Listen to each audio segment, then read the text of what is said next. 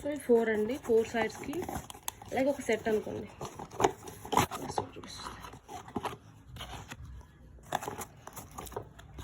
So ఇది ఇలా వచ్చింది నాకైతే.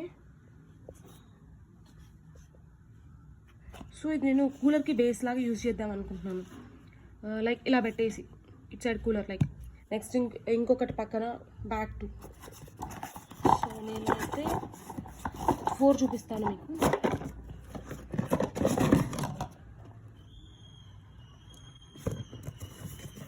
సరే, యాక్చువల్లీ ఒకటి లోపల ఇరుక్కుపోయింది, నేను అందులో కూడా వచ్చేసింది అనుకుని 3 ఉన్నాయని చూస్తున్నా. సో యా 4 వచ్చాయి. ఈ బేసెస్ మీరు ఇలా పెట్టేసుకోండి, లైక్ ఒక ఇలా ఒక సైడ్, ఇంకో సైడ్ ఇలా, అండ్ దెన్ ఇంకొక సైడ్ ఇలా, ఇంకొక సైడ్ ఇలా. 4 సైడ్స్ 4 వచ్చాయి నాకు ఒక సెట్. ఓకే, ఇవైతే ప్లాస్టిక్ అయితే లైక్ ఈజీగా మొంగట్లేదు చూడండి, మంచి స్ట్రాంగ్గానే ఉన్నాయి. రైట్. సో ఈ ప్రోడక్ట్ అయితే నాకు నచ్చింది. దీని తర్వాత యూజ్ చేశాక ఎలా ఉంది ప్రోడక్ట్ అనేది మాత్రం చెప్పాలి.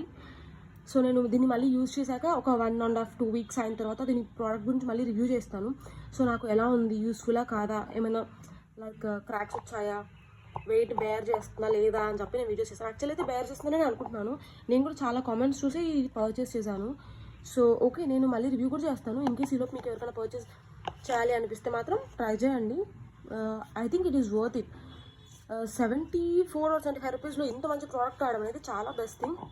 సో నేను ఇక్కడ మీకు పిక్చర్ కూడా యాడ్ చేసేస్తాను. సో థ్యాంక్ యూ మీషో, తక్కువ బడ్జెట్లో మంచి ప్రోడక్ట్ని నాకైతే ఇచ్చారు. సో నేను ఇది కూలర్ కోసం పెట్టాను, ఎందుకంటే బేసెస్ని ఇలా ఇక్కడ ఫిట్ చేయాలి అని చెప్పేసి ఐడియాతో.